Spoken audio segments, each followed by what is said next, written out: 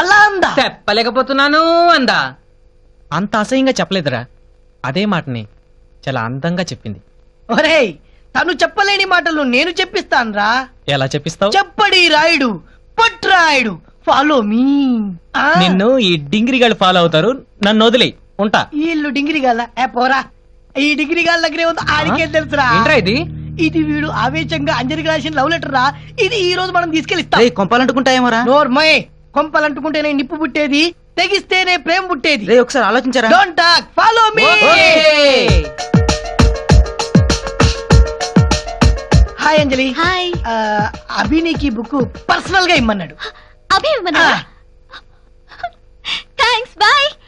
చూసారా, అభి అనగానే ఆ అమ్మాయి ఫేసు నా ఫేస్ లాగా ఎంత తేజస్సు విరజిమ్ముతుందో. నీ ముఖం ఆ. తేజస్సు. ఆ. ఏం చేస్తానమ్మా కర్మ.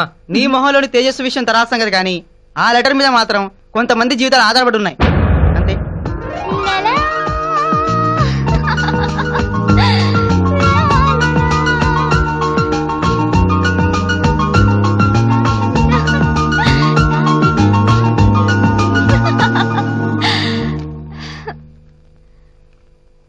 అంజలి, ఐ లవ్ యూ.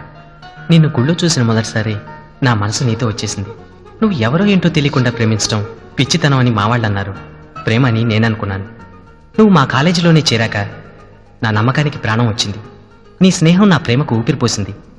ఈ మాటలు తెల్ల కాగితంపై రాతలు కావు, నా గుండెల్లో దాగి ఉన్న నిజాలు. నీ ప్రేమ కాగితం కోసం నా మనసు ఎదురు చూస్తూ ఉంటుంది. అభి.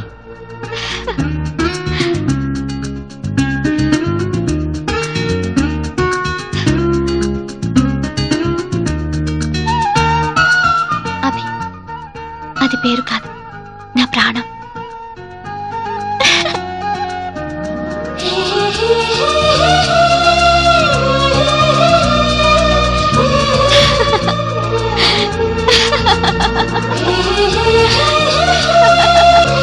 అలాగే సార్, వచ్చే వారం వచ్చేస్తున్నారా? ఓకే, మీకు ఎందుకు చాలా గ్రాండ్ గా చేద్దాం కదా. ఏంటి అంజలి అంత హుషారుగా పరిగెడుతున్నావు? ఎక్కడికి? అని అరగంటలో నీకు సర్ప్రైజింగ్ న్యూస్ చెప్తాను. 6 నిమిషంలో నేనే నీకు షాకింగ్ న్యూస్ చెప్తా. నువ్వు చెప్పే షాకింగ్ న్యూస్ వింటే షాక్ ఇక్కడే ఉండిపోతానేమో. మళ్ళీ వచ్చి వింటానన్నయ్య, ప్లీజ్ అన్నయ్య. కుదరదు. ఓ పంచే, ఆ షాక్ ఏదో అమ్మ నాన్నలకిచ్చే. మాకు షాక్ ఏం లేదు, ఎందుకంటే మాకు తెలుసు కాబట్టి. అందరికీ తెలిసాక నాకెందుకు చెప్పడం, నేను వెళ్తాను. వీల్లేదు, ఎందుకంటే తెలుసుకోవాల్సింది నువ్వే కాబట్టి. రేయ్, దాన్ని ఎక్కువసేపు ఉడికించకుండా విషయం ఏంటో చెప్పే. త్వరలోనే మన ఇంటి ముందు పెళ్లి పందిరి అయిపోతున్నాం. చెప్పానా షాక్ అవుతావని? అబ్బాయి కంప్యూటర్ ఇంజనీర్, పేరు శ్రీరామ్.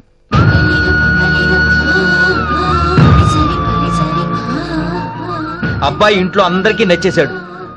మీ అమ్మకైతే మరీను. మా అమ్మాయికి మంచి కుర్రాన్ని సెలెక్ట్ చేశారంటూ ఇంట్లో అందరికీ స్వీట్లు కూడా పంచేసింది.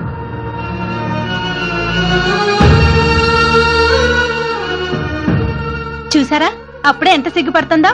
చదువుకున్న అమ్మాయినా ఇంకా గడప చాటు పిల్లే కదమ్మా, సిగ్గుపడకుండా ఎలా ఉంటుంది?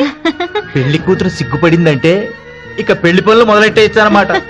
అవును, ఇందాకేదో సర్ప్రైజ్ న్యూస్ చెప్తా అన్నావు, చెప్పు. నేను చెప్పాలనుకున్నాను, మీరు చెప్పేశారు.